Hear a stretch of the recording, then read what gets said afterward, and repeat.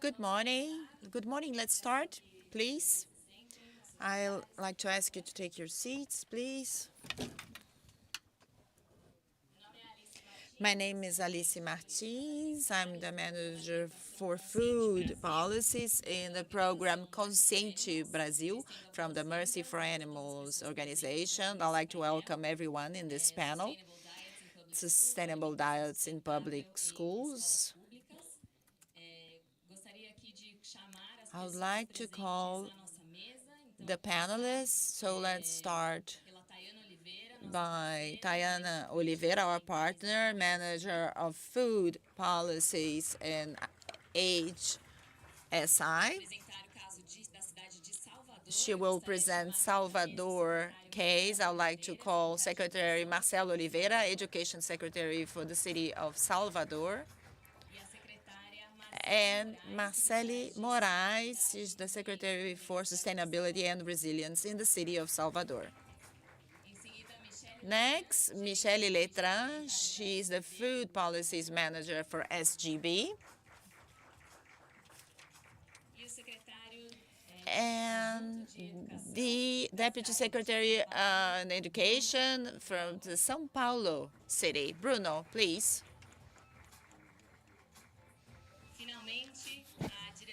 Last but not least, the Director of Food Policies from the city of Niterói, Ivone Albertino.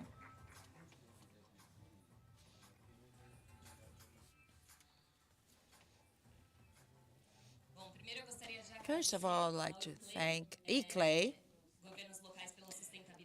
the local governments for sustainability, and the organizations that are present here, Human Society International, HSI, the Brazilian Vegetarian Society, SVB, and the representatives of the city of Salvador, São Paulo, and Niterói for the initial comments on behalf of C40, our partner organization, for this panel. I'd like to invite Filippo Gavazzeni, head of the Milan Pact Secretariat. Good morning, everyone. Welcome to this third day of the Global Forum of the Milan Urban Food Policy Pact. It's a pleasure to host this parallel session in that we firmly believe that is enriching the overall program. Sustainable diets in public school is a fundamental pillar for, well, both for the PAT, but also for C40. As you are probably aware, C40 is a network of 96 mega cities that are working towards with mayors committed to tackle the climate emergency. Within C40, we have this food system network. It's the most participated network with the 55 cities, and we have also this is the slide presenting it. We have launched the Good Food Cities declarations. You can see the main objectives of the declaration here, and as you can see, the first pillar of the Good Food City Declaration is perfectly aligning with the theme of this panel. Cities have a powerful lever in their hand, that is public procurement. So through our public procurement, we can really change the way in which people, starting from the youngest generation, eat and will eat in the future. And at the same time, with the power of our public procurement, with our purchasing power, we can change also the supply chain and the way in which food is produced. So this is a fundamental starting point for cities. It's a pleasure to have you here, and I will stop here just thanking all the organization that made this parallel session possible, and we are looking forward to listening to your insightful experience from Salvador, Niterói, and São Paulo. Thank you so much. Thank you, Filippo. Obrigada. Então, para contextualizar... Thank you, Filippo. So, to give you some context on the panel, I'd like to tell you that we have the three organizations that work with food programs, the SVB, HSI, and we have worked in the public sector, municipal public sectors in schools in a coalition and with the goal to strengthen our food systems in Brazil, national and international levels, in a partnership with other organizations such as this one here, in the partnership with C40 and ICLEI. We would like to adopt strategies that can mitigate the climate impacts and to improve the diversity of food, vegetable food, plant-based food in the school menus, and to promote the nutritional education in municipal schools, and also to foster the increase of public purchases of food from family agriculture. We want to replace, as we've seen, 20% of the plant-based, animal-based food, and we would like to provide a sustainable and healthy food to everyone for the health of the people and for the health of the planet. So we bring nutritional education and environmental education through theoretical training for pedagogical teams, and also capacity building in plant-based cooking for the school public network. Everything for free. Now, what we want to bring would be 3 examples of success cases of these partnerships with the city of Salvador, São Paulo, and Niterói, in different contexts. After these presentations, we're going to have a brief debate among the panelists here. And so I'd like to give the floor. Before giving the floor, I'd like to reinforce to the panelists that I'm going to let you know with 3 or 1 minute, so that we make sure that we keep our time, okay? So let's pay attention to some logistics here. I'll give the floor to start the presentation by Salvador. Tayana Oliveira, she's the manager of food policies from HSI. Good morning. Starting the presentations with the city of Salvador. Is a large city in Brazil and has implemented the program Educating for Sustainability in a record time, 5 months. It is a school network that is very complex, so it is a success case. And I'm bringing to you in this panel this case. It is an intersectorial work. The Education Secretary, represented by our Education Secretary Marcelo Oliveira, and the Resilience and Sustainability Secretary, represented by Secretary Marcelo Moraes. I would like to give her the floor now. Good morning, everyone. My name is Marceli. I would like to thank, first of all, for being representing Salvador together with Marcelo, representing Bruno Reis, Ana Paula Matos, our mayor and deputy mayor, all our partners, ICLEI, C40, HSI, and all of you present here today in such an important session. I'm very happy to talk about this program. It's very important to know that many cities in Brazil, they are debating this topic of food security and food systems. This is a challenge for our country, above all because I believe that COP is going to have this topic in its agenda. Therefore, in this brief presentation, I'd like to talk about the problems that we have faced, the impact of monoculture. When you produce only one single crop, one single grain, you end up having a huge impact, decrease in the amount of insects, and the decrease in the variety of species. So it really has an impact. And also the distance from those that produce to those that purchase. So when you are in a small city, distant from the larger urban centers, even the CO2 that is released and is emitted in this transportation, it has an impact. And it is important for us to decrease this distance. And this is one step that we are taking towards this urban agricultural approach that we have implemented in Salvador, so that we have the agroecology inside the city and also foster the small farmers in the city. The sustainable use of the soil has to do with monoculture as well, and consequently the food security, both malnutrition due to the lack of food, and the undernutrition when people eat but they don't eat what they should. They end up by eating only cookies and a lot of carbohydrates and a lot of sugar. It doesn't mean that they are eating healthy. What Salvador has been trying to do to minimize the impacts will be the PMUNC. I'm sorry, it's misspelled. It's TMUNC. This is our mitigation plan, climate mitigation plan. We have been following the PMUNC a lot. And second is we are trying to update our legislation for food safety and severity, and we have been working with many secretaries so that we can have the support. Someone that has a market, for instance, and is producing, I don't know, is selling tomatoes. They feel unsafe, they feel unsure, they are not selling, and they want to donate. If someone feels bad, they can say that it was a tomato that was sold. There is no legislation covering that. We have been working a lot on the draft for the update of the legislation.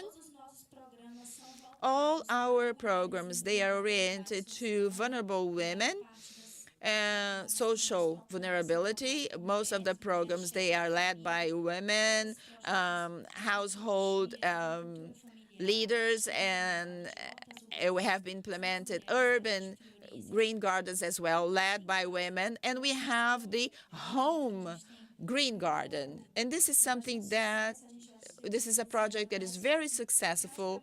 We have about 1,000 green gardens at home. So someone requires that from the program, and we take the plants to be planted there. It doesn't matter if it is an apartment or a house. They are able to have the sustainable food. They can produce tomato and vegetables inside their home. And then we have the program that is a partnership with the Education Secretariat, which is educating to sustainability. Then we can decrease and we can replace animal protein, being replaced by plant protein. I'll give the floor to my friend Marcelo so that he can speak a little bit more about this program that work in this partnership, showing the indexes. Thank you very much. Good morning to everyone. It's a pleasure being here. As I have a very little time, I'm going direct to the topic. And you see, who is Salvador? Is the third major capital in Brazil, 2.8 million of inhabitants, 428 schools, and 170,000 students, and 50 million meals served a year. This project that Diana mentioned very briefly is true. The idea when we were presented to it, and people know this, all these sustainability secretaries and Brazilians, this has everything to do with education. I bought the idea immediately, and I was very much enthused to check how we could reduce animal protein, offering kids new options with new flavors. You know that Baiana culinary is very rich. So doing this switch from animal to vegetable, to me, it was a big and very pleasant challenge. And on March, we've signed March 22, we've signed the agreement. And on April, we already was ready to present this for the schools and the principals. On August, we already set up the pilot project. In this period, from May to June, we've trained around 300 people in the kitchens of these schools. We also preparing these new recipes. We had the pilot project in 30 schools, and as we managed, people accepted this so well that they went beyond our own estimates. The proportion was greater than we could even think. On September, we had all the interventions in the school chain. We started with the project of schools, school vegetable gardens, and then we started with 10 vegetable gardens, and then we move forward so that up until the end of the year we will have a larger number of these projects, setting up vegetable gardens, yes, in the schools. Well, 1 minute, only that. Okay. On March 2023, we will launch educational material to be distributed in the cities. Well, the net result of all that, you see the amount of forest that was preserved, 400 million liters of water, and 5,000 tons of CO2 that restrained from being emitted. But we are not talking about cost. Or say, how can we understand really this product? We could not measure cost reductions. Why? Because vegetables that are being offered are not so cheap. The idea, though, was to offer these children to try to taste new tastes, so that their diet will be healthier. So we were not focusing exactly cost reduction immediately, but to break down the barrier of taste, that this was most important than to break the barrier of cost in the beginning, at least. So we would like to guarantee to reduce 20% at least the animal protein. And this is being checked.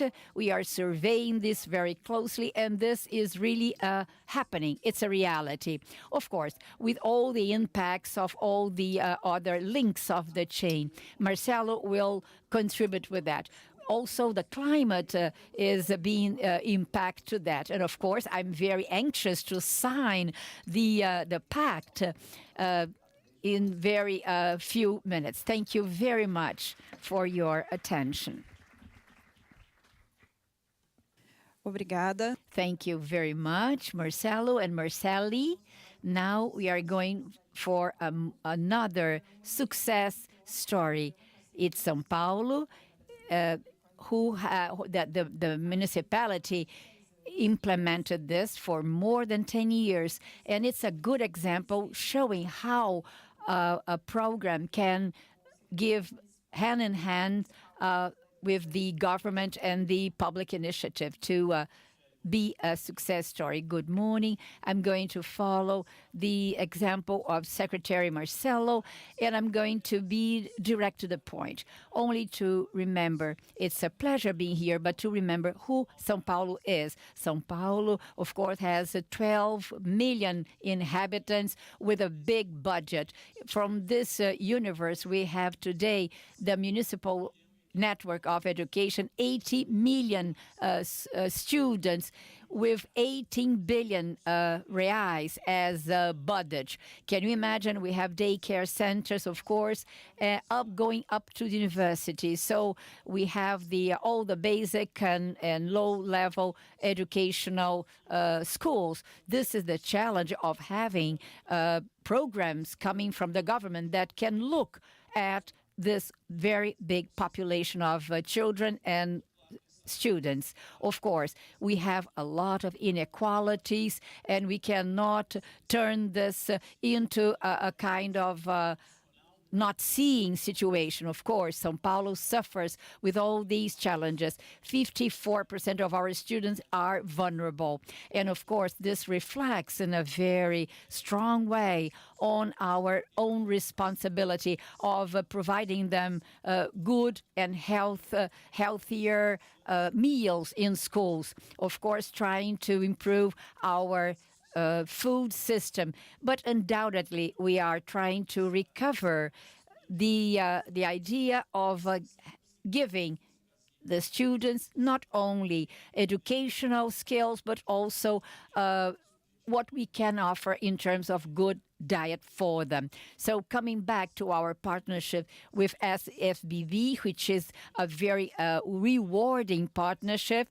starts, as Michele said, in 2011 rather, and going step by step, we transformed the setting. In 2012, we started the network.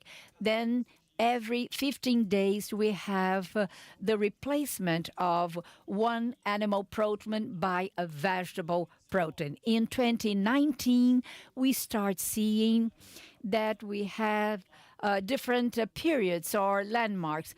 Of course, we have to also to check the impacts of our own policies. So in 2019, we noticed that there was a problem with the acceptance of those new diets. So we started to review, of course, different nutritional factors in our diet so that we could improve our own recipes to improve, of course, the acceptability. In São Paulo, we are a very diverse ethnic state. So we have also different cultures that also can help us. The Arab community, for instance, is helping us in the use of wheat. Just to give you an example, in 2021, there came the pandemic, bringing a very important challenge to all of us, of course. We were in danger of not being able to provide good diets to the kids, but we made our most important efforts to deliver more than 1 million baskets and healthier baskets for them, with perishable goods and with non-perishable goods, but always focusing food that could help the families. In 2022, we are trying to use videos and we are also presenting new recipes. What I would like to share with you is that we have a history of more than 10 years trying to benefit students in our municipal school network. The participation of all these nutritionists and these cooks made us able to offer good meals to our students. We have 2 meals a day, so we are very proud of that. So as we are expanding the time in schools, we are servicing 2 million meals in São Paulo. I'm talking about more than 400 million a year. Is not a negligible data. So we arrive at what I say is the positive environmental impact. We have 42,000 hectares of preserved forest, 1 billion liters of water that was saved, and 197,000 tons of CO2 non-emitted. We are always concerned of the environment impact, so we are combating waste, of course, and we are doing strategic plannings in our secretariat to set up good goals using ADS, so the matrix that we are using are very important.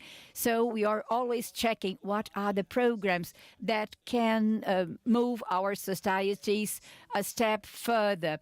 So in our competency, well, I still have 1 minute, right? I can breathe, says the speaker. Well, I'm just presenting you a snapshot of what we have been doing.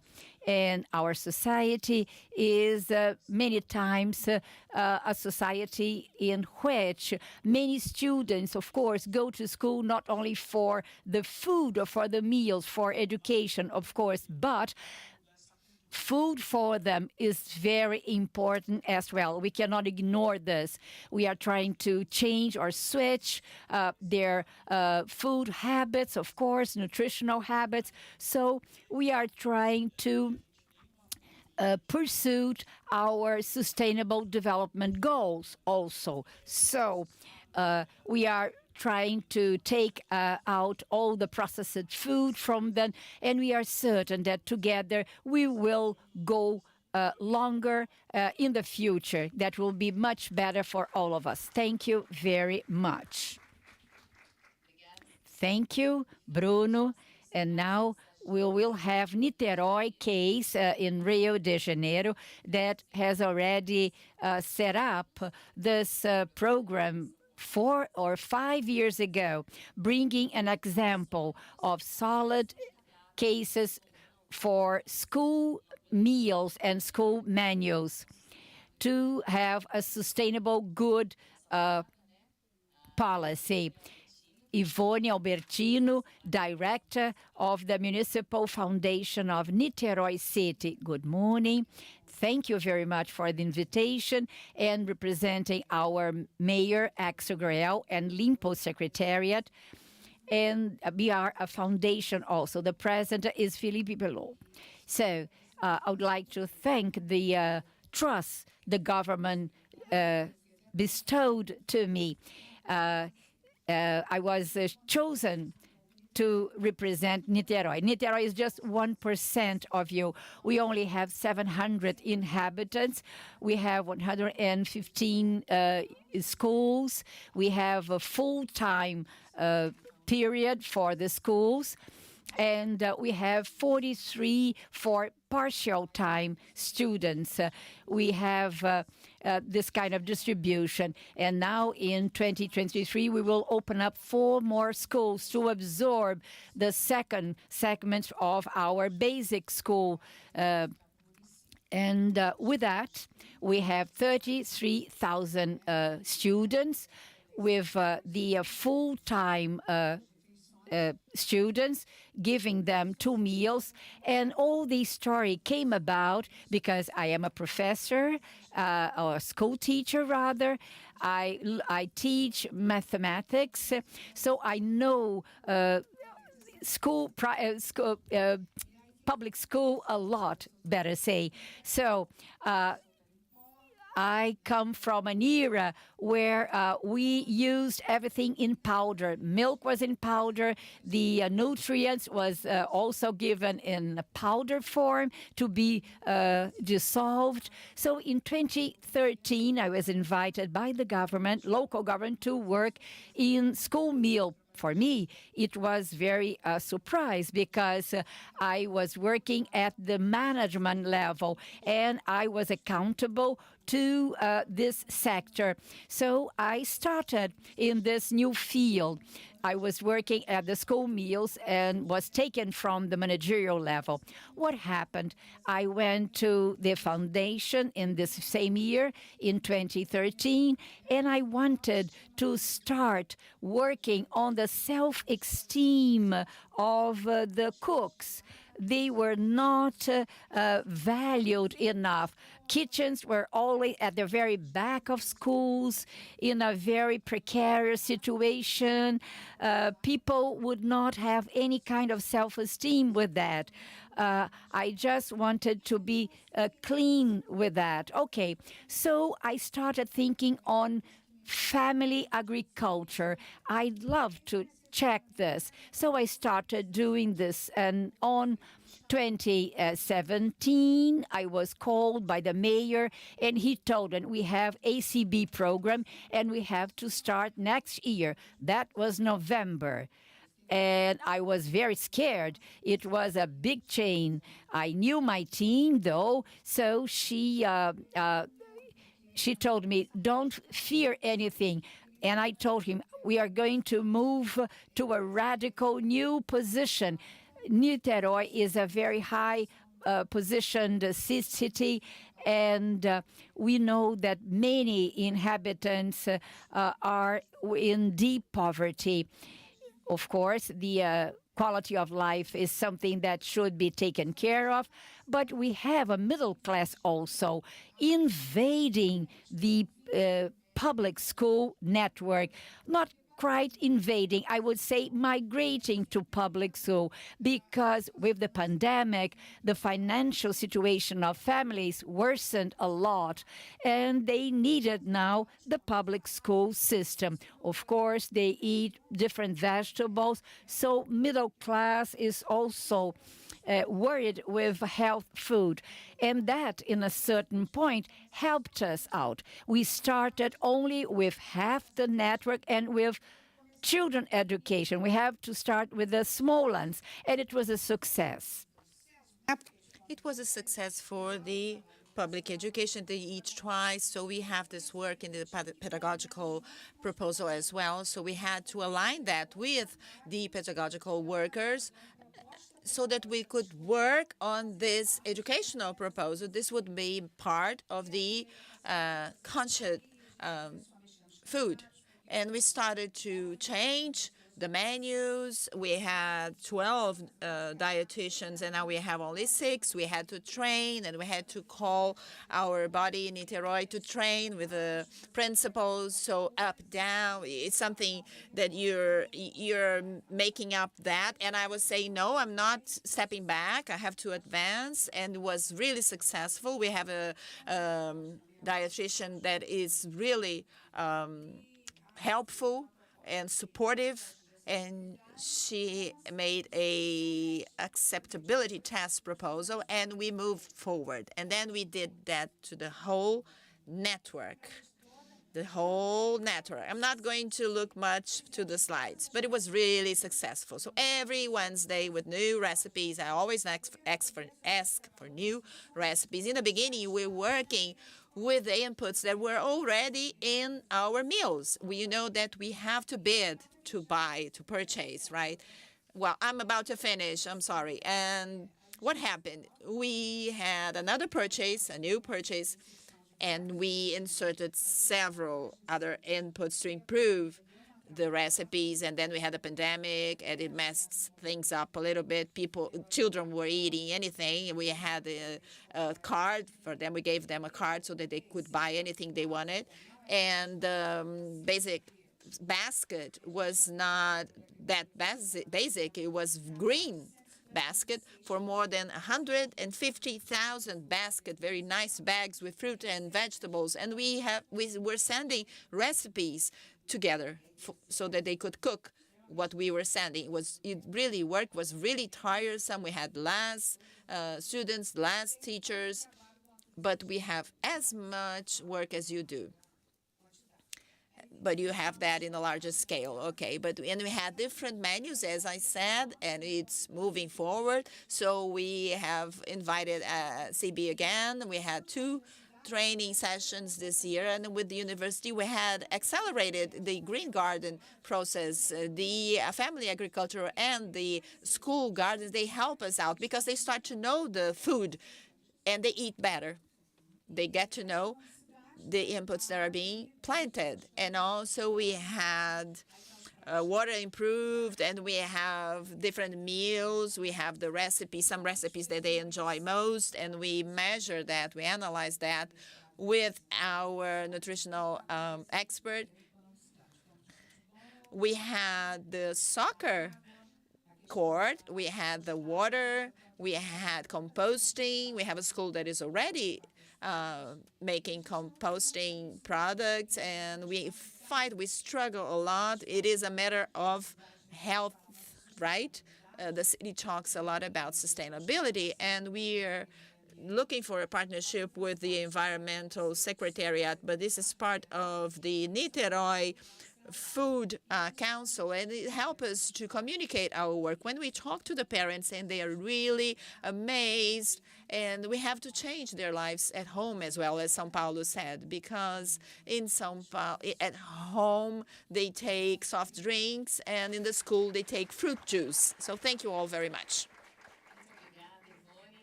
Thank you, Yvonne. Yvonne is a great champion of the program. We call them the ambassador of our program, and she has been fighting for the program and maintaining the strength of the program and its continuity, and also facing different administrations. To start with questions, I'd like to start with you, Yvonne. What was the major challenge for the implementation of the program, and how your administration has dealt with? The major challenge is the resistance from the adults, the teacher, the worker in the schools. So how are we dealing with that? We are training them according to different ranges. So first teachers, then the principal, then the pedagogical workers. When the nutritionists, they come to school, they help we ask them to talk to the parents of the students that don't eat well, they don't accept any meal. So we talk about these conscient and healthy food. And for this year, 2022, we had a plan, but we had a change in our board and the secretariat as well. So it changes the secretary and everything changes. And well, I'm staying, okay? So with the adolescents, we had a labeling. This is a technique that our nutritionists use. So we face this resistance of the adolescents, and we have closed all the restaurants that we had, the canteens, and this is something political, and we have to do that with the parents. And we have started the training. When the year starts again, we'll start again as well, training them. In the last purchase, we have the large meals for a large purchase of food. We have several products to support this program of Wednesday without animal protein. So we have reduced a lot the animal protein and had this. Well, they were saying that I didn't want to spend money, that the mayor is stealing money. So this is something that really worry us. I'm unionized, but you know, they come after me. It seems that I am the one that is killing the animals, and it's still the resistance of the adults is the worst challenge. But I'm going to win the challenge, okay? You did already. Because we have great results in Niterói with new food products. So we'll buy chickpea, lentil, white beans, and including all of that, we have diversified the school food. So, and it has a high acceptability, more than 88%. That is more than the program, the PNI states. So it is a constant evolution, but we are moving forward. Michelle, I would like to invite Secretary Bruno to talk a little bit about what are the plans for the expansion in the city of São Paulo. Thank you, Michelle. Just to let you all know, I think that the stories are very similar. We do have this resistance, and we have to try to break. We have different resistances according to the scale, but sometimes you need more people to be the champion. So Yvonne, we're inviting you to come to São Paulo. We can take her to all the schools to help us out. So this resistance, and then we have a need to be creative, because it's not part, many times it's not part of the menu for the family at home. And we are trying out as well. We have been doing experiences. We know they have tried the PTS. Sometimes it works, sometimes it doesn't work. And we are really struggling and putting a major effort to introduce the grains, the chickpea, the lentil, the wheat, and all. So we have been looking at 23 to 26. Our goal is to double what we have been doing. So every 15 days in the schools, we will have now weekly. Since we have some units that I have twice, 2 meals, I'll try to reduce first one and then the second one in the same days or in day on, day off. So the proposal is that in 2026, we'll be able to double or to decrease our environmental footprint and improving the impact to society.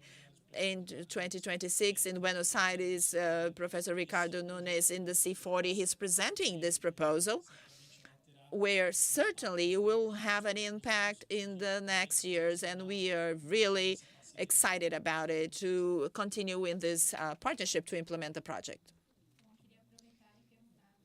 I would like to ask Secretary Marcelli and the Secretary Marcelo, how do you see this program as a public policy that could resist and continue in different administrations?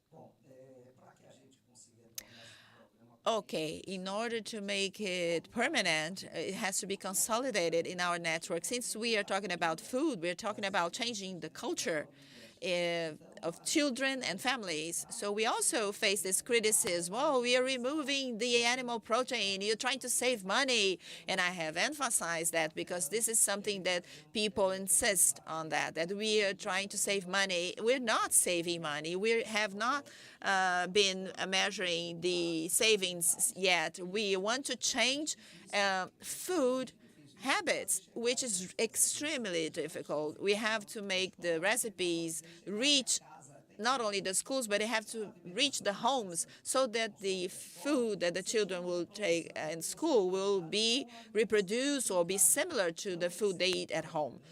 So this is a program that we have, as Marceli said, the Sustainability and Resilience Project. The main target, the target audience will be the women, head of their households. So in order to have this program going beyond the municipal managements in the future, we can change the habits and reach the home of the students.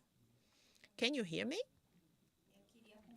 I would like to add here that through environmental education, we can do that as well. My secretary, working with the educational secretary, we go there, we have this whole environmental education work according to the climate changes, and then we implement the school green gardens. So it's not only the food that changes, but the green gardens inside the school so that children, they have this direct contact with fruit, with vegetables, with these fruit gardens as well, so that our target is to implement the green gardens in school in up to 100 schools, and we hope to reach the whole municipal network so that we can have the next generations in a successful food habit. Now, I would like to thank Elizabeth Moura. She's the coordinator of the Circular Development by ICLEI, and she will provide the final comments here.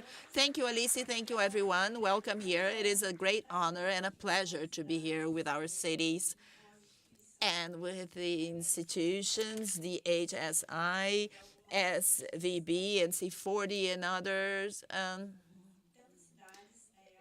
Tomorrow Institute and many cities. I would like to salute especially, I think you've seen the engagement. We had Professor Graziano, Dr. José Graziano. He talked a lot about the importance of the engagement and political positioning. Yesterday we had the debates and we work in a coalition. We have created a network of cities, and this work in coalition with the Milan Pact, with the cities, towards sustainable development. And we have to talk about the political engagement. We have been talking about the political positioning and also the engagement of those that are inside the public administration. So I would like to compliment here all of those that are part of this work. When we talk in our networks, we promote and we summarize 5 pathways for the sustainable development, thinking about a pathway to evolve consistently. We talk about a low-carbon development based in nature that would be resilient, that would be circular, and mainly always people-centered. So nothing better to summarize that than to improve health of people and quality of life as well. So this is our point for circular development, my small participation to summarize all of that. And also we'll talk about the R's of the circular development that all the cities have presented here. Everyone that is here in the audience, they can apply, rethink, redesign the systems, regenerate and harmonize with nature. So everything they are doing, every worker that's going to apply the conscient food or cooking, to do more with less, and you've been teaching us how we can improve more and bring more nutritional products to our children and population, and recover, that will close the circle or the cycle. I would like to highlight that everything that we've been talking about conscient food, it aligns with the SDGs, and it makes us all improve and evolve. And I'd like to highlight the importance of the Milan Pact. It's totally aligned with the Milan Pact, especially when we talk about indicators. I'm going to read my cheat sheet here. Please correct me if I'm wrong. 2, 12, 16, 24, 33, and 38. In the governance categories: production of food, distribution of food, and is also aligned with other declarations on sustainability, and the main one of the Glasgow Declaration and the Barcelona challenges. I would like to highlight it is also aligned with what we said with the framework of circular development by ICLEI. We also talked a lot about the importance, and I'd like to leave here some examples. These examples can bring to other city governments that are facing these challenges. We know that it's not easy. These examples, we should continue this conversation based on these examples. This is our function as a city network, as a pact, as International Coalition for Food Systems, to promote and strengthen the legal frameworks of the cities, how we can make people aware so that we improve the financial resources in the city governments, so that we can also improve the public administration, and we can provide capacity building to our workers. During these 3 days, we had the best examples here. And here we have summarized in 5 minutes, from 5 minutes of every presentation, the capacity building and communication. And in communication, I'd like to highlight a lot the matter of internal communication. I'm really touched to see 2 secretaries in one single city government working together, and knowing that you're promoting that. I've been working 18 years in city governments, and only those that have worked with city governments, you know how challenging it is to have this work together in the city government. The SVB as well, the Brazilian Vegetarian Society. We have to make people aware, and we can engage the population to support us and to make this transformation together with us. And I want to tell you that the space that we have shared in a very brief way should be taken to a further degree. We should go on participating. I congratulate the event, the City Hall of the Rio de Janeiro city, because people showed the political will of discussing so many projects. So we invite all the actors to go on contributing and sharing their own experiences. I invite the City Hall of Rio de Janeiro, the mayor, of course, to go on with this effort. And besides inviting the City Hall of Rio de Janeiro, we would like to invite all municipalities, all city halls, different city halls, to study these sustainable meals, sustainable menus, so that we can really improve the quality and the health of our children and of our populations. So my message is this one. We will still engaging in our commitment with the healthier and better food for all of us, developing joint projects so that we can really be always moving forward, never moving backward, so that all these meals that you have already provided can really be a seed for our future. Thank you very much. Encerramos. So we have closed our panel with these words. Thank you, and thank you very much.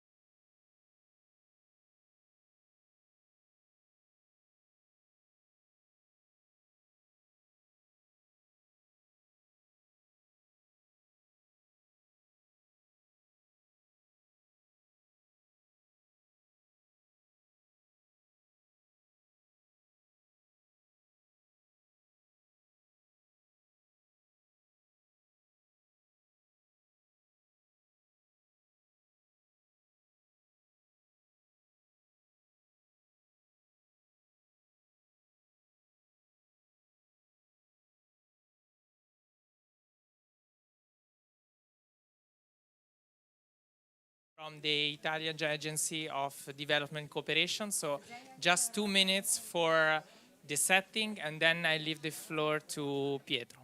Thank you.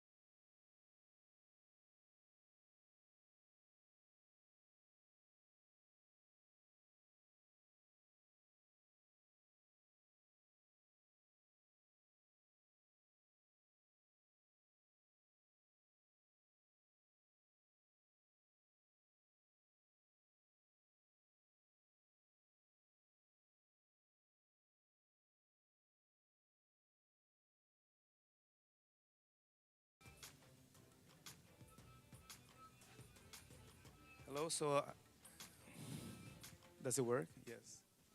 Okay. So I call on stage.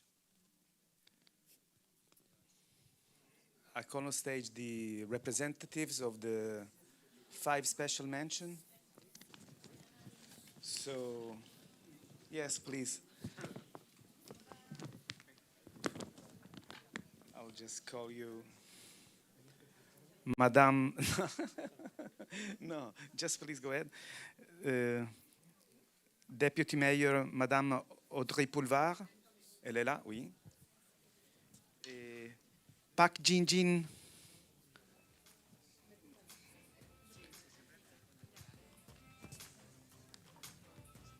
Please come on stage. And Filippo Tiago. Alvaro Porro is already there. And David Messer.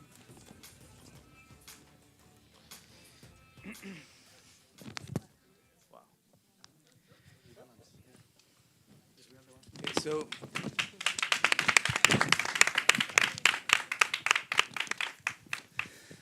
thanks to everybody. So I put a face to the projects, and just very few words, because we are a bit running out of time. And well, just a few rules. More or less, we have 45 minutes, and it's 5 practices that we are going to share. So I'll be the watchdog. No, I will not spend too much words. The floor is yours to share and talk with our friends. I will try to give you a few hints when we are about 5-6 minutes. I will just name your city, your project, who you are, and we'll try to leave a few minutes for question and answer, but if, of course, any of our friends, they can join you afterwards.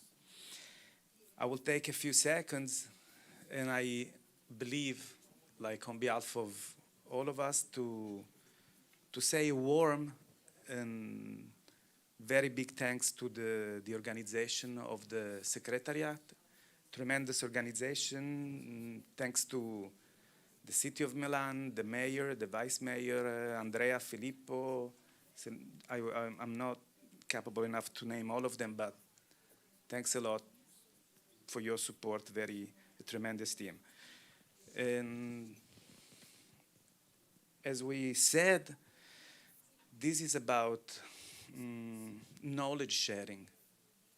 So if you want to take your time just to leave on the side the phone and devices and just dedicate our few minutes to listen to these experiences, perhaps we will all learn something useful. So, as I said, let's start very, very quickly with Deputy Mayor Audrey Poulevard, la seule femme ici. Oh, you speak French. Great.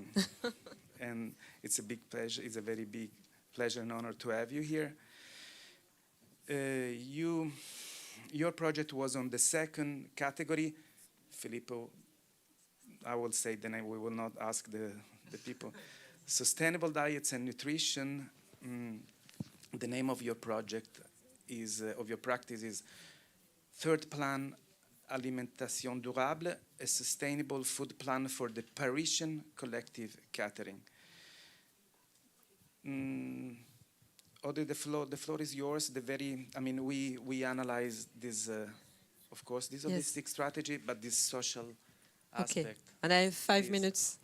I will tell you. Okay, no problem. But it's one shot 5 minutes, or 5 minutes and a question and so it's one shot. We go around and then if there is any question. Okay, so I got 5 minutes. So I will speak in French because it's more convenient for me. Donc 5 minutes, dont 1 minute et demie de vidéo.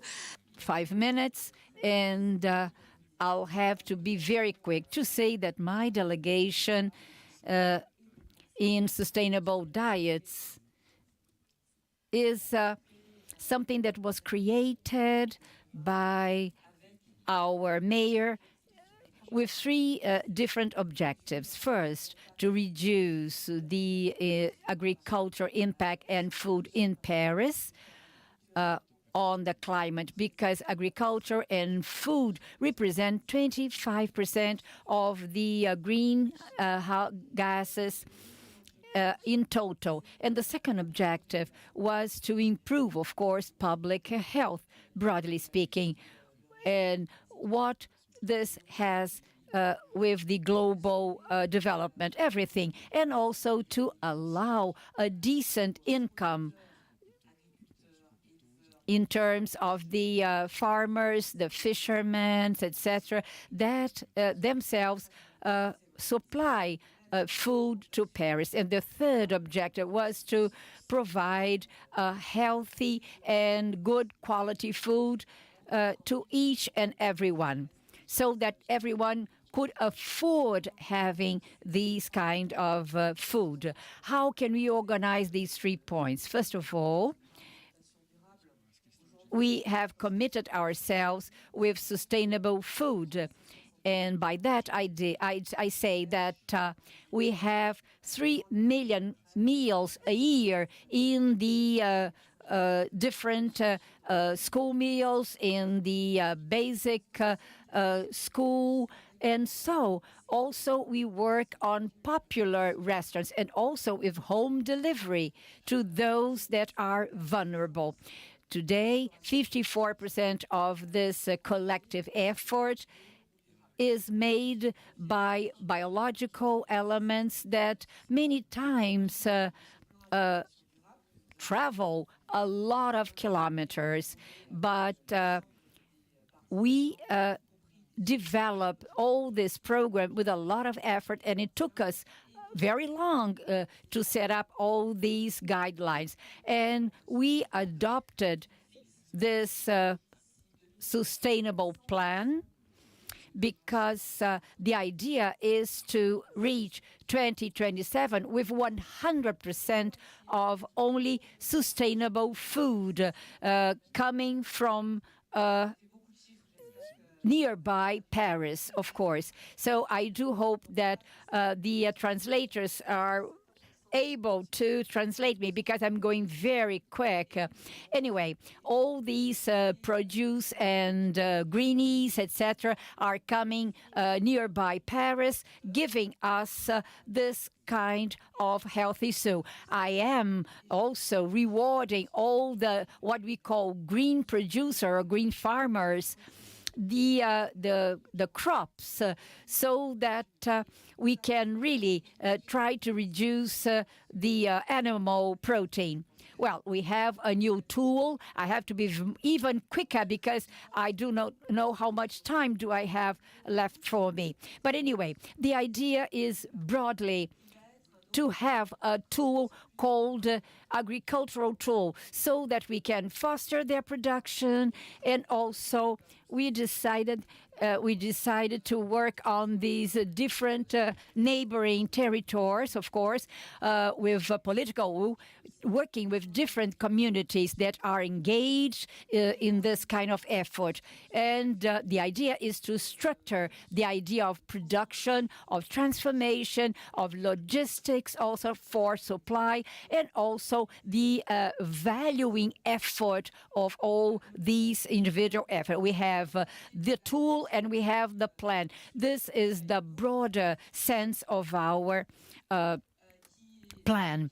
The idea is, on one hand, to do all the mesh and to having, of course, solidarity efforts with what we call the shared kitchen, giving them sustainable food meals. And also we have different activities with the following up of all these units so that we can, on one hand, have the collective effort, giving the tariff that can allow people to have access to this healthy food, and also the idea of giving all the solidarity efforts. And also, can I have just one more minute? Just the last point.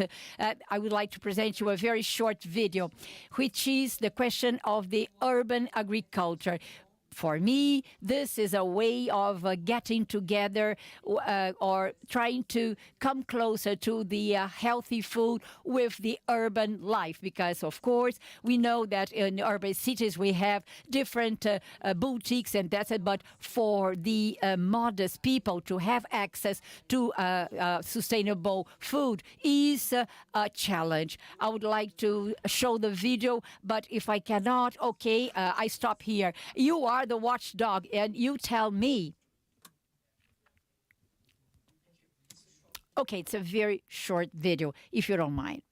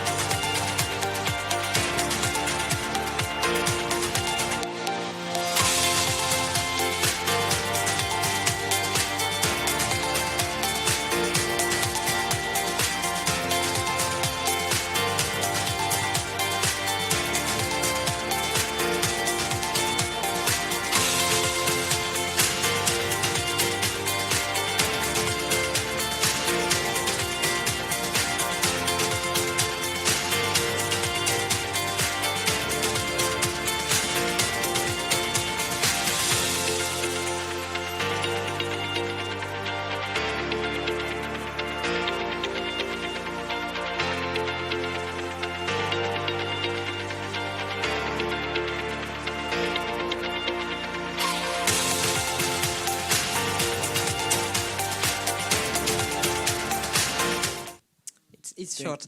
And le projet pariculteur, qui est le projet phare de The project Pariculture it's something that gives me a lot of pleasure, and I am very much using this kind of tool. So it's with a lot of joy that I do convey to you this success story. And for me, it's a very good way of showing what we have been doing. Thank you very much.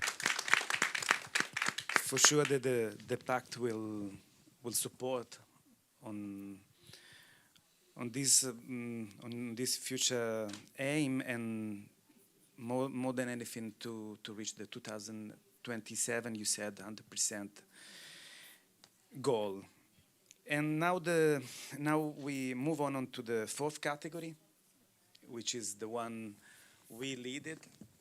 So for this category, we took the advantages of having not only one but two best practices with two colleagues of mine, because they are both head of food security and agriculture chief of office. First of all, we start with Pak Jin Ajar. As I said, he is head of food security and agriculture department of the city of Bandung, Indonesia. And the name of the project is Integrated City Food Security. The name of the practice already speaks on itself. The floor is yours, and if you may, give us some hints about your practice, and pretty much on the aspect of involving communities, which is very strong on your practice. The floor is yours. 5 minutes for you as well, not like Audrey. Okay, thank you. I already prepared for that. Good morning, everybody, senora and senoris. Okay, sorry. Yeah. First of all, I would like to thank you, the 8th MUFPP Global Forum meeting, especially for Mayor of Rio de Janeiro, Eduardo Paes, and also Vice Mayor of Milan, Mrs. Ana Scafuso, and also Mr. Filippo, my brother, and also the crew and from MUFPP Secretariat. Due to your facilitation and support, I am able to sit here on delivering and introducing Buruan Saya in this amazing event, and also in the lovely city Rio de Janeiro. My name is Gin Ginanjar. I am head of Bandung Food Security and Agriculture Department. It has been an honor for me to be here and share with all of you who are concerned about food sustainable issue. Today I try to discuss the unique selling point of Buruan Saya as a city-based practice model. But before I continue this presentation, again, thank you for award that given to us for Buruan Saya. I dedicated this achievement to all of our lovely pentahelic stakeholder of Buruan Saya. Bandung, the third of biggest city in Indonesia after Surabaya and Medan, in becoming center of government, economic and trade, and education in West Java. Bandung is creative city, and also Bandung is known as the city of Asia Africa. Between Bandung and Brazil is not very close, and for its journey to reach Rio de Janeiro, for me it's amazing.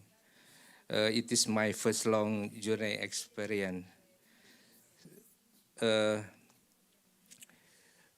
quote from our first president, Mr. Sukarno, is an inspiration on how we pay attention to food governance in the city of Bandung.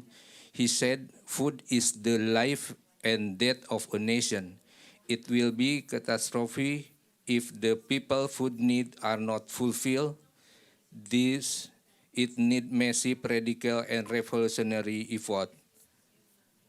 Bandung with a population 2.5 million people is a service city. Metropolitan city is not in agriculture producer area. Bandung almost doesn't have any productive agriculture area. The food need mostly come from outside the outside the city, almost 97%. Achieving city food security, we develop small effort as strategy based on family and community through integrated urban farming we call Buruansai. Buruansai is Sundanese, mean yard home garden. The word sai, apart from meaning good, orderly, and or neat, is also used to abbreviate sehat is healthy, alami is natural, and economy is economic. Sehat, healthy mean is use self-management such as the use of organic fertilizer and natural pesticide with a friendly waste management.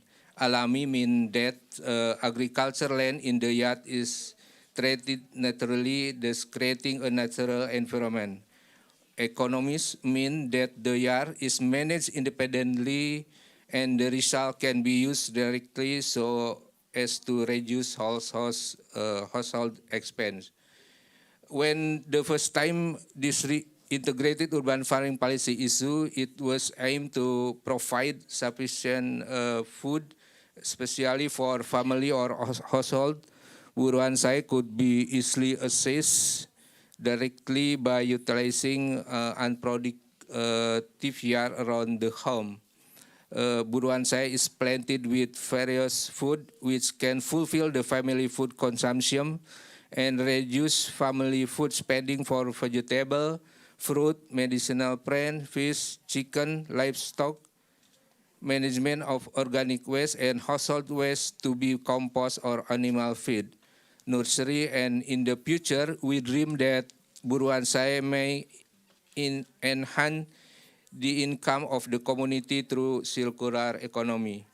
Buruansai have several unique selling points. Buruansai is not only integrating various food, but also integrating many strategic programs of Bandung City, such as Kang Pisman program, reduce, reuse, recycle, Bandung Tanginas, Bandung respond to stunting with safe and healthy food, as well as strengthening family nutrition through pregnant and breastfeeding women, strengthening family economy, community empowerment and or community development, education and agriculture tourism, economic acceleration recovery program, and the most interesting is it become a trend for strengthening immunity and happiness while the COVID-19 pandemic still exists. Buruansai is becoming a government approach to improve nutrition, safe, balanced, and varied food in Bandung City through strengthening the community development. Besides that, the spirit of togetherness and pentahelic from government and university as so on. As a result, Buruansai adapter come from many professions, including a journalist, army, and so on is the key success of Buruansai. Farming is becoming part of the people Bandung and center for public and the spirit for togetherness. That's all that I can deliver. I hope this presentation bring benefit to all of you. We still have many obstacles in developing Buruansai. Therefore, a collaborative effort with all parties from various disciplines and cross-country is important. To sum up, based on Bandung experience on practicing Buruansai, we invite everyone to provide healthy food starting for home. Let's optimize our yard to produce food by our own hand as much as we can. This is our note from Bandung. Thank you. Thank you very much. And I hope this spirit will descend on us and help you with the next practice. Is the city representative Filippo Tiago de Jesus. Director of Food Security and Strategies. And we are moving from Indonesia to Brazil in Curitiba. I remember very well when we went through your practice, and of course you have 5 to 8 to 7, 8 minutes to tell us about your practice. And I was very impressed from all the practices, but I do remember the attention that your practice had in terms of physical constraints, policies that were taking care of transportation. I found that very inspiring, and please, if you may share this practice with us. Thank you very much, Tiago.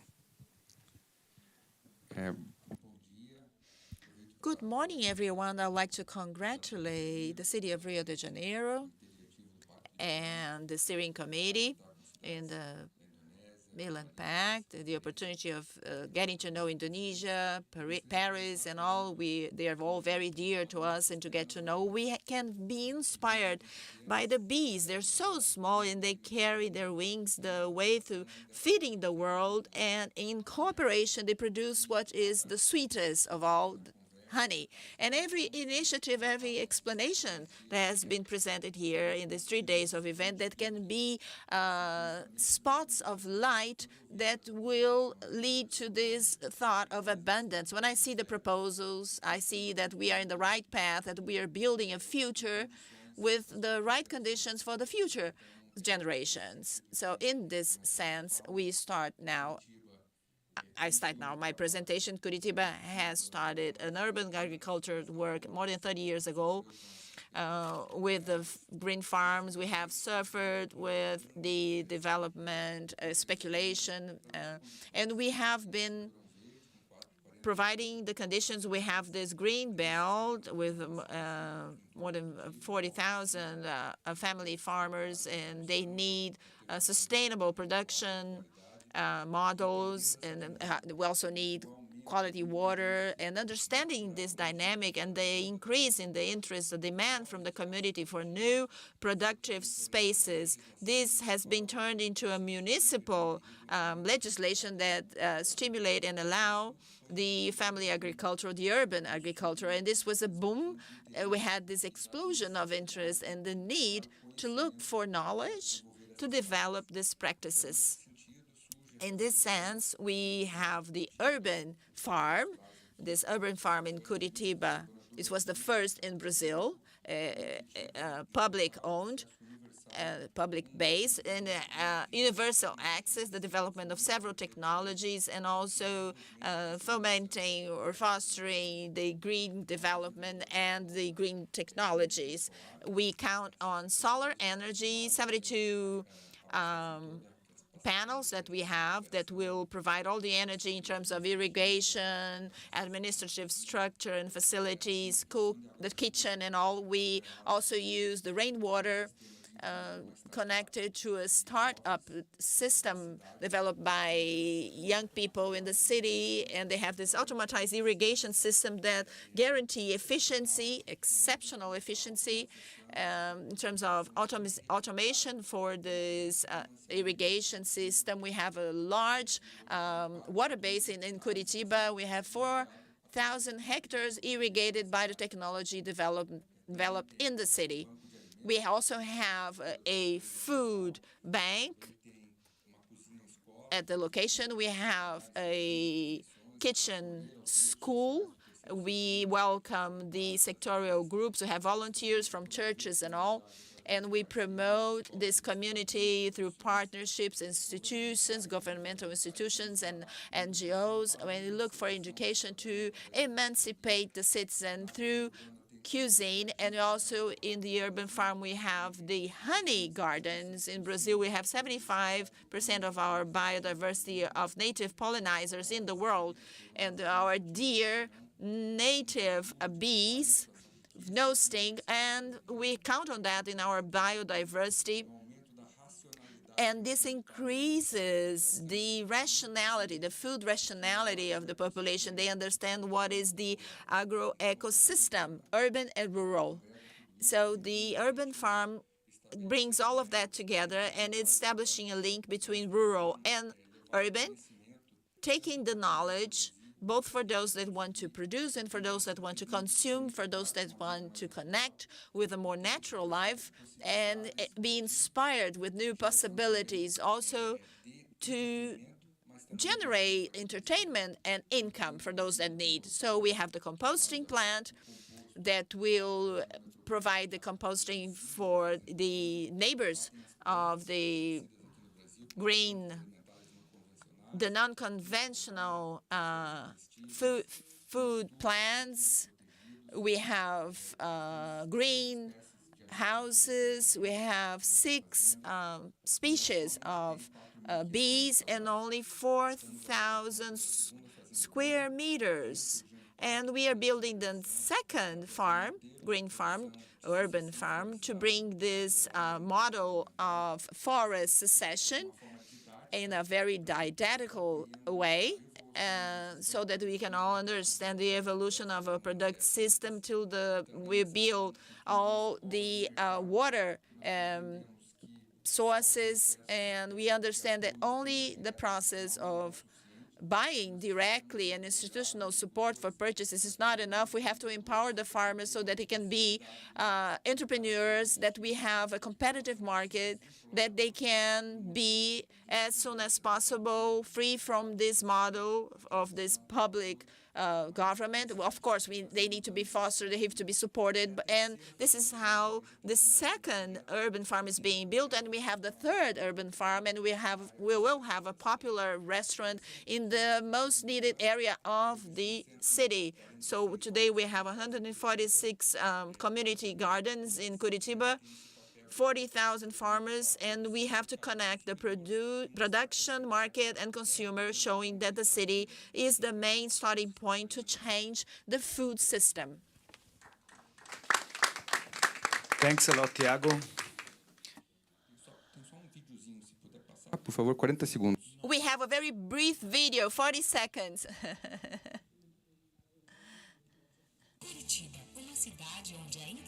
Curitiba, a city where intelligence implicit. Okay, you have. Dias e multiplica hábitos alimentares saudáveis e conscientes. Mãos que semeiam, colhem, preparam e alimentam se colocam a serviço da população para reduzir o desperdício de alimentos e a fome daqueles que mais precisam. Inspirados nas nossas abelhas nativas, trabalhamos como uma colmeia, em cooperação para promover um futuro em equilíbrio com o planeta. Essa é Curitiba, cidade onde a inovação é a semente de boas ideias.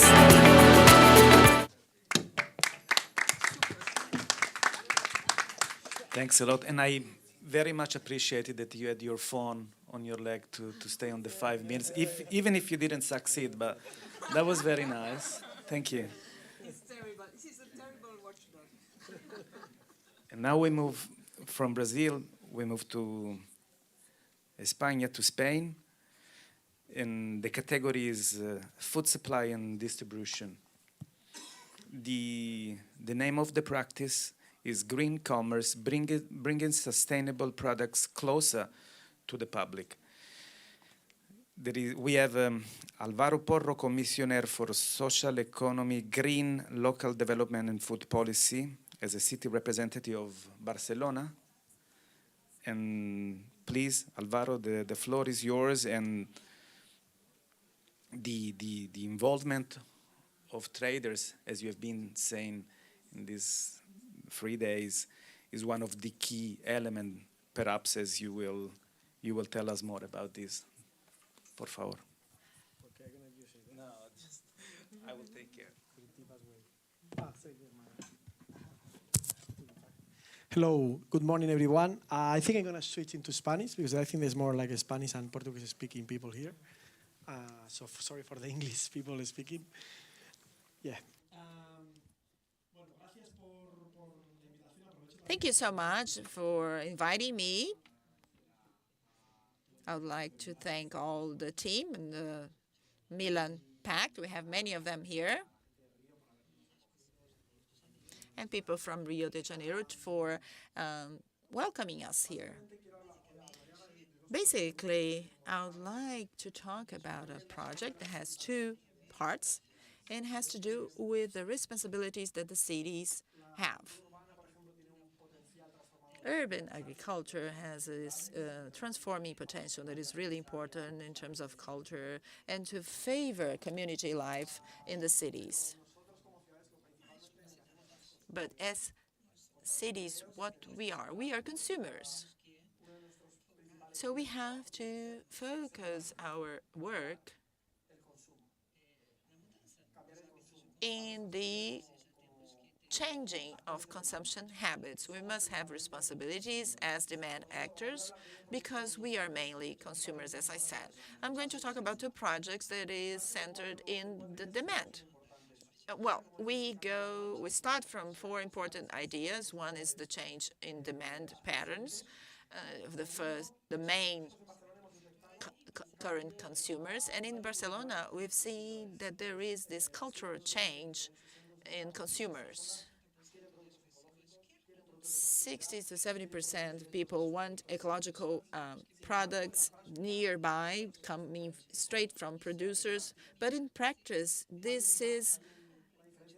it's not turned into actual purchases. There's a difference between what we say and what we do.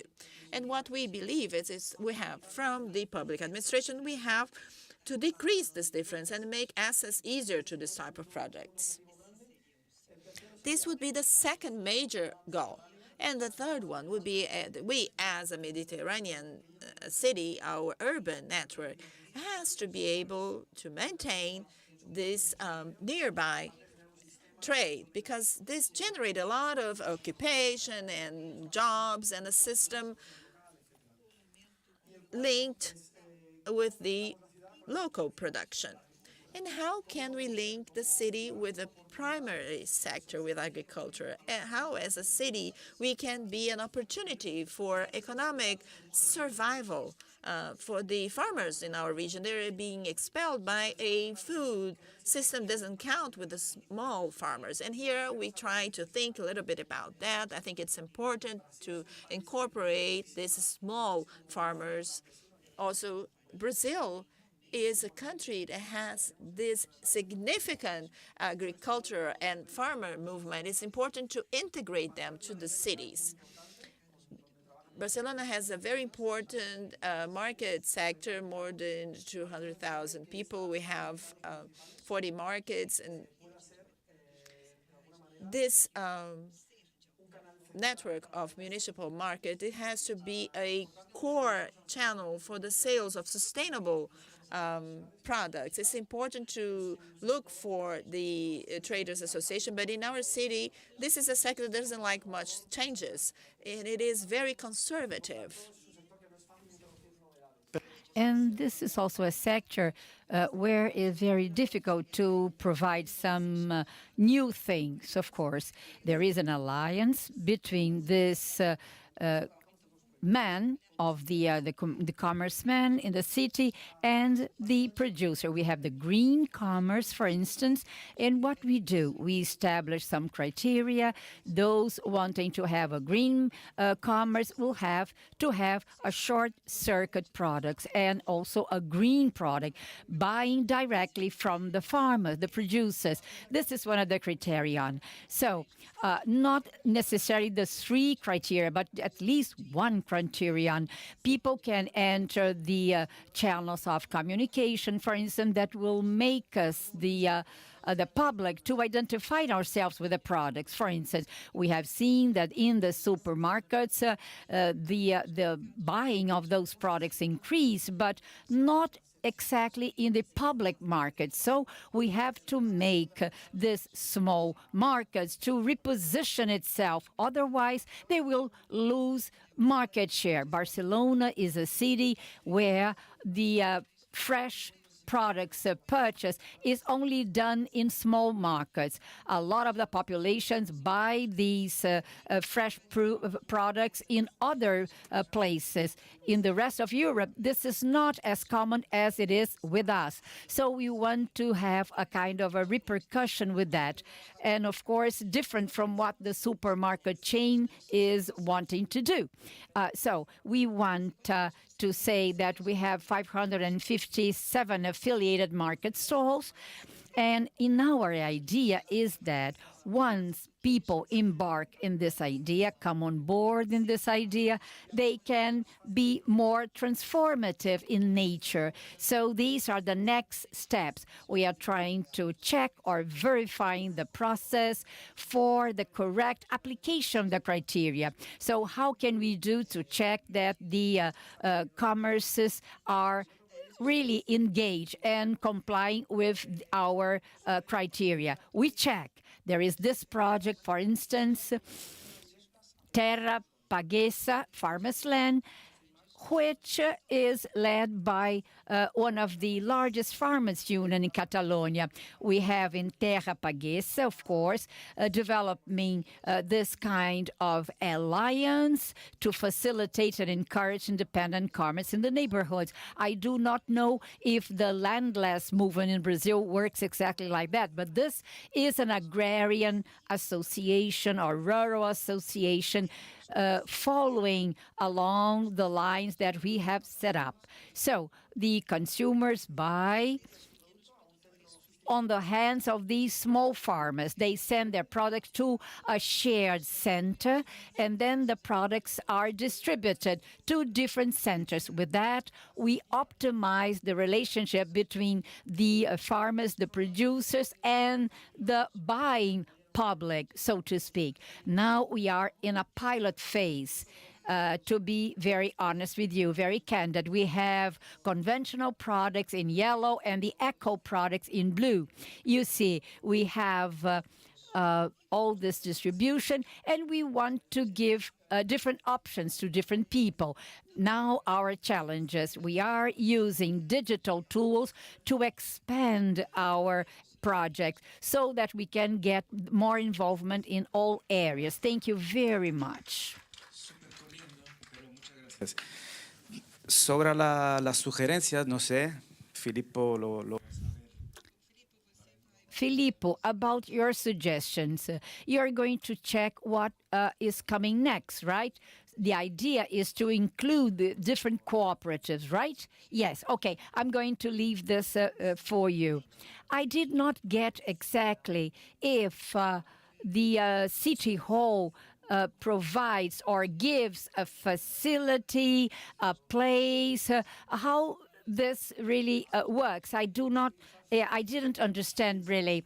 How do you do? Well, this allows us to give them publicity or visibility. That's why. Oh, okay, very interesting. But as you said, it is not possible to do transformations without having a cultural change. Yes, you are right. And right now, last but not least, consolidated ICNC, food rescue and waste diversion, improving management and recovery of food and food loss and food waste in the IC&I sector through regional servicing and cooperative financing. A pretty long one. It's a good title. Together today with us there is David Messer, city representative of Guelph, Canada. He is the manager of the Guelph City, the COIL Smart Cities Office. Hope I said everything quite right. Perfect. That's great. Okay, so the floor is yours, David. You have the responsibility to have the last to tell about the last practice. Perfect. So, thanks a lot. Well, thank you so much for being here. It's great to tell everyone about this project, and I feel bad going from all these beautiful projects about lovely urban gardens and markets to now talk about garbage. So, yeah. So I guess the question is, where does food waste come from, or where does the most food waste come from? And in our situation, we've done a lot of research on this, and there's been a lot of conversations this week about residents and getting residents to waste less food. But from our work, the vast majority of food waste comes from businesses. The most of it comes from upstream, from loss in packaging and manufacturing processes. But of the food that actually makes it down to potentially a table, 65% of the food waste in Canada comes from businesses in something we call the IC&I sector, the industrial, commercial, institutional sector. So this is grocery stores, restaurants, daycare centers, seniors' homes, hospitals, all of these places where food is prepared and often goes to waste. So in Canada, most municipalities compost residential organic waste. This is my personal green cart. And it's picked up weekly and it goes to compost. But municipalities only do this for residences, and only single-family residences, really, not even multi-residential buildings. So all of the waste from multi-residential buildings and from the entire IC&I sector typically ends up in landfill. So if we want to tackle food waste as part of climate change, solving for this is absolutely essential. And so if a business in this sector wanted to compost what they're doing, they would have to organize independently with a waste hauler. And it would cost them effectively double what they're paying for waste management now to try and do that. And for a small business, that's absolutely unattainable. So what we have is we have a population of businesses that are actually quite motivated to compost if they can, and we have lots of capacity to handle that compost in facilities and businesses who want that material. But what we're really lacking is a logistics solution and an affordability solution to make this whole thing happen. And so that's what this pilot is working on. So working very closely with our brilliant collaborators at the Circular Innovation Council, who conceived of this and then worked to stand up the pilot in Guelph and Wellington County, we've established a network of over 60 different businesses working across the region to divert their organic waste from landfill to compost. And it's all the types I mentioned: daycare centers, seniors' homes, a hospital, several restaurants, grocery stores, etc. And we're seeing some very fantastic results with this in terms of the volumes that we're getting. And we're bringing it down so it's affordable for all of these businesses, just running it through realizing scale, just like any other municipal waste collection. Truck comes by once a week, picks up their waste. Very, very simple. But what we're trying to do is turn this into a cooperative model so that all of the businesses are paying exactly what it costs. There's no profit model in it. Everybody is doing it basically at the lowest cost possible. The other element that we're working into the system, is rescue and recovery of food. So working with Second Harvest, which is a large food rescue organization in Canada, we are helping these businesses put in the systems and the knowledge and the understanding to divert food waste to food rescue. We have dozens of businesses in this pilot now rescuing food who weren't before because they didn't know where to rescue food or what types of food they would be interested in rescuing. And so working with them over the past year, we have rescued the equivalent of 37,000 meals out of these 60 businesses, which is pretty fantastic. And the whole point of this project isn't just to do it for ourselves. What we're trying to do with our entire initiative is to test solutions that can scale across Canada. And that is something that we're working on now. So we're now working with another city, a much larger city in Western Canada through Circular Innovation Council to build on this same pilot out there and test and scale that model. We're also working to implement data and technology solutions inside the waste bins. Right now, we have virtually no data on how much waste this sector puts out because it's private in a black box. So what we're doing is we're putting sensors in that'll get data on weights and volumes, and then we'll dashboard it. So all the daycares can see where they stack up versus the other daycares and hopefully try and reduce their waste. We can also use this technology to set up pay by weight models. And we're also working on new strategies to increase food rescue and build more collaboration on a regular basis between these businesses and organizations that can capture that food waste. And lastly, I just want to thank the Milan Pact for selecting us and giving us this recognition. This is a project that we are very actively trying to grow and scale across Canada, and I can't even tell you how much the international recognition will mean to help us accelerate that with our levels of government who will fund this and with the other cities in Canada that we'll approach with this project. So thank you so much. Thank you. Thank you was the best way to end this session with your enthusiasm. Thanks a lot, and thanks to all of you that you've been here with us listening to these 5 practices. I just want to ask you on behalf of the pact to have a photo, and if my director is willing to come on the stage to have the photo with us, and then we are all encouraged to move to the main plenary hall for the final session. Thanks a lot to everybody, and see you soon in the main hall.